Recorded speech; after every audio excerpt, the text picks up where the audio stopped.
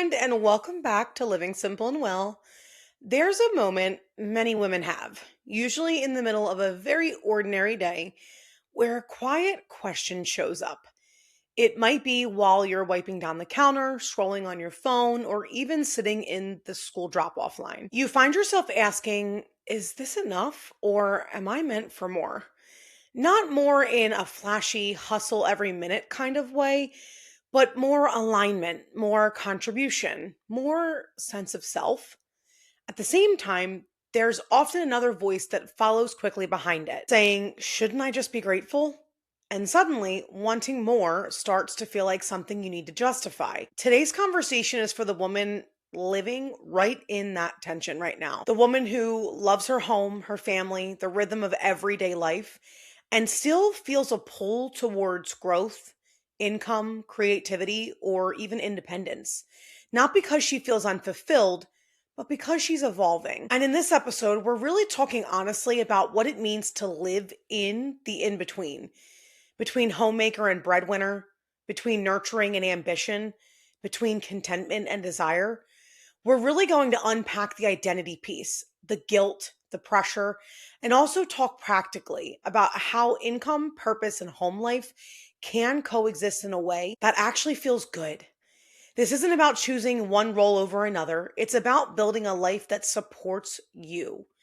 So if you've ever felt hard to label, if you've ever wondered if wanting both makes you selfish or unrealistic, I want you to stay right here because this conversation might be the permission you didn't realize you needed.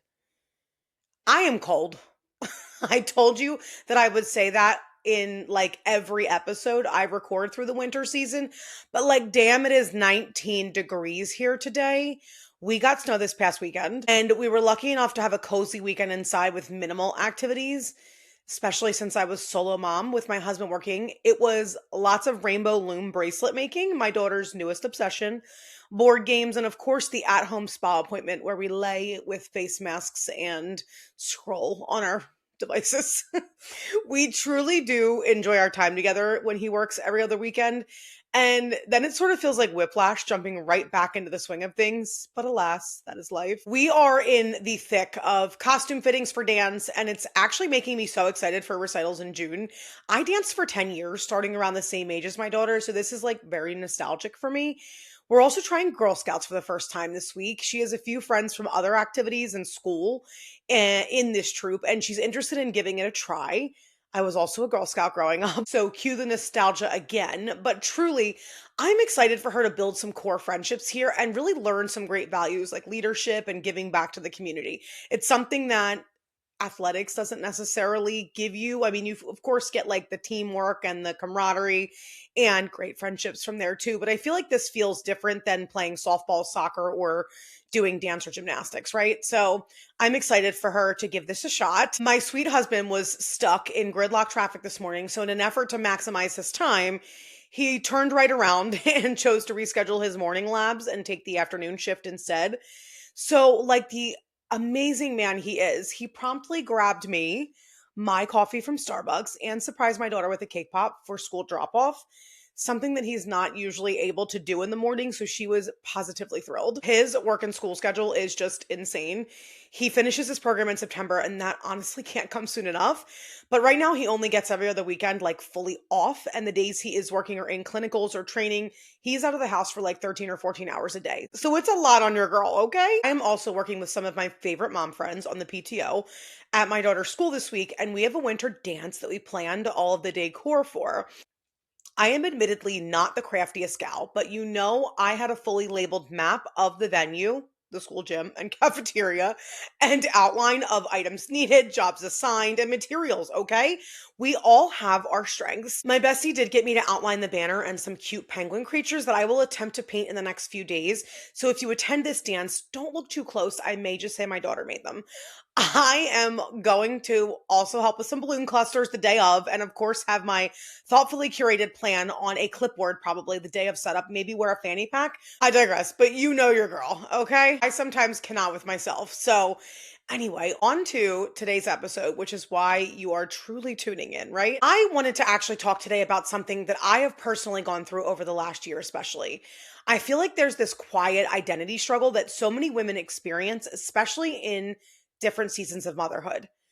You're not fully a stay at home mom. You're not fully a traditional working mom. You don't really fit neatly into a box. And somehow that can actually make you feel like you're doing something wrong.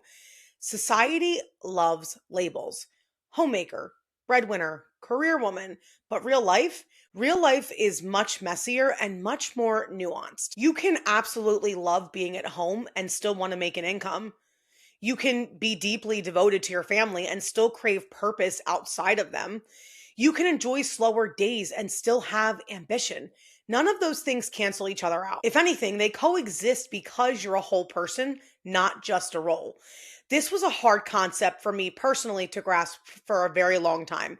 I spent so many different phases of my life as a new mom over the last almost 7 years, trading in the feeling of wanting to be a stay at home mom with the desire to build a legacy I could leave to my daughter one day. I worked through so many emotions surrounding missing a soccer practice for a client call, or explaining why I just needed one more minute to finish a work task before shutting my computer down for the day when my daughter wanted to play. I hadn't fully realized that I was putting so much pressure on myself to be full time, full force within so many big roles within my family, within my household, that I hadn't even considered that I could burn out of every single one of them. And what makes this tension so heavy is the pressure.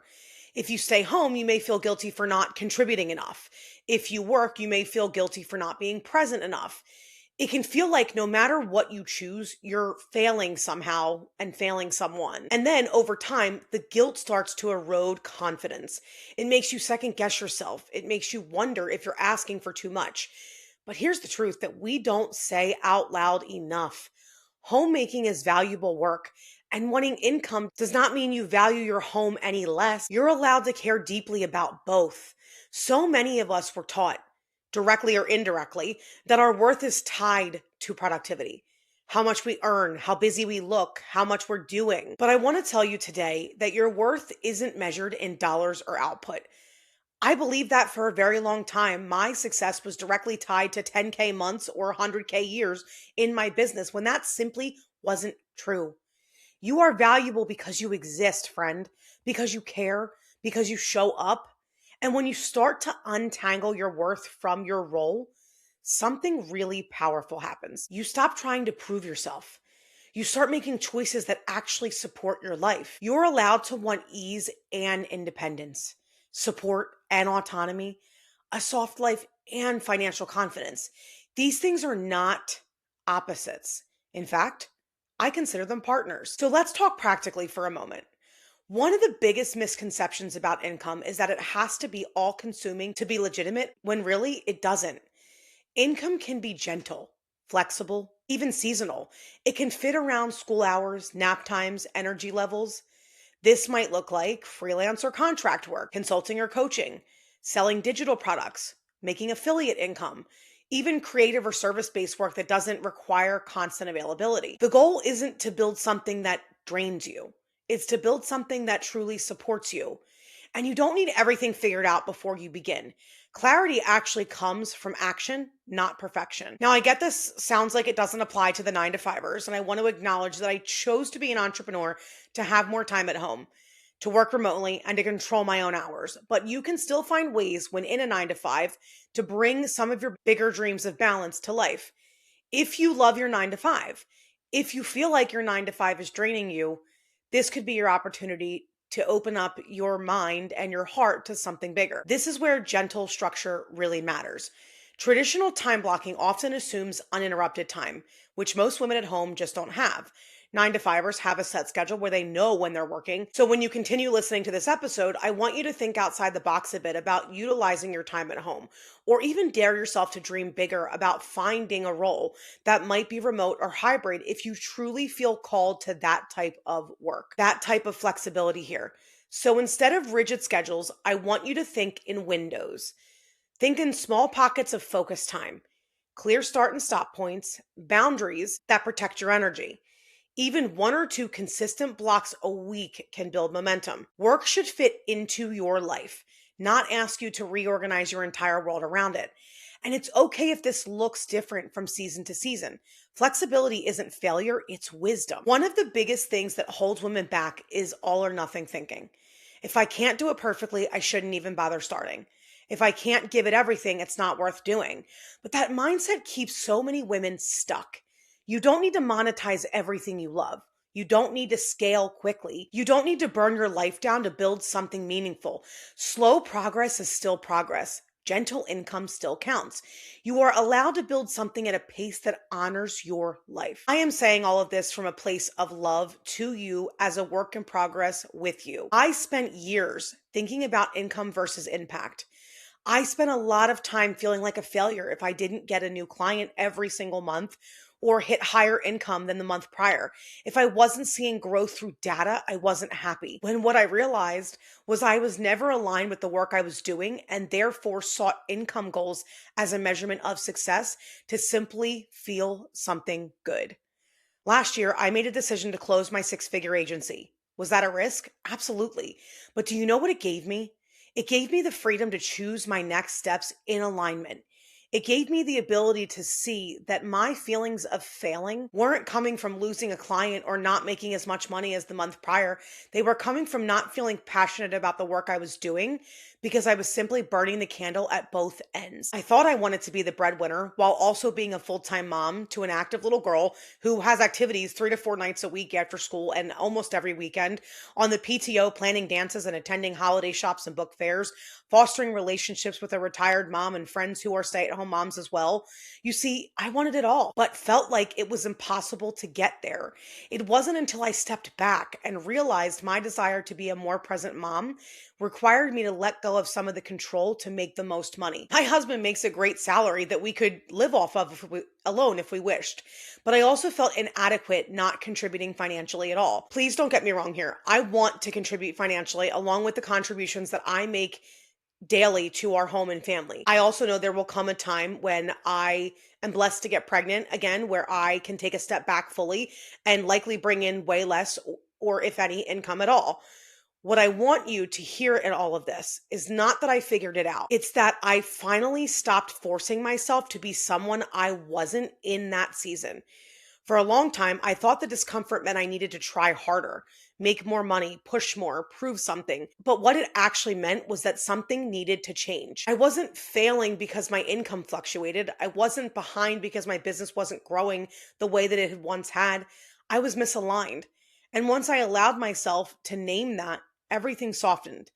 I went through so many different seasons of life running the same business, but feeling differently about it because it was in those different seasons that my contributions to my business fluctuated because my home required more, or that my business flourished because my home required a bit less of me. Letting go of control didn't mean giving up. It meant trusting myself enough to choose differently. And that's what I want for you too. Not a drastic decision or a dramatic pivot, but an honest pause long enough to ask, what do I want this season to feel like? It took me quite literally burning out in life, in business, in motherhood, in my wellness journey. I came to a point where I was experiencing panic attacks and heightened anxiety and sought therapy. And I've talked through this in other episodes as well, but it did require me to get very vulnerable with myself and make a professional pivot. It didn't mean giving up on entrepreneurship. It meant changing my income goals to be less about, I want to make $10,000 a month, and more about, if I can connect with a new client each month, I can give myself the satisfaction of contributing financially while also allowing myself the freedom to plan school dances and get coffee with a friend. And that's what I want more for you. I don't want you to have to go through a drastic decision or a dramatic pivot, but just an honest pause long enough to ask yourself, what do I want this season to feel like? Because trying to be everything all the time for everyone, that's where the struggle lives. Something else that I have really learned that changed everything for me is different seasons ask for different versions of you. Some seasons are about growth and momentum. Some are about presence and steadiness. Some are about rebuilding. Some are about rest, and absolutely none of them are wrong. So instead of asking yourself, why can't I do it all right now? I want you to try asking yourself, what does this season actually require of me? You don't need to commit to this version of your life forever. You just need to honor where you are right now. And when you do that, friend, When you stop measuring your success by someone else's pace or expectations, you start to feel grounded again. If you're listening today and feeling torn between roles, between who you've been and who you're becoming, I want you to know that you're not behind. You're paying attention. You're learning what alignment feels like. You're noticing what drains you and what gives you life, and that freaking matters. You are allowed to want income and a peaceful home. You are allowed to shift priorities without explaining yourself. You are allowed to choose presence over pressure, and you don't have to decide everything today. Just start by honoring yourself in this season without guilt, without comparison, without urgency. Thank you so much for sitting with me in this conversation today. Thank you for trusting me with your listening ear and your heart. If this episode resonates with you in any way, please consider sharing it on your socials or with a friend that you think might love it too. Remember, we don't need to have it all together. I'll see you in the next episode, friend. Until then, go gently, trust yourself, and keep living simple and well.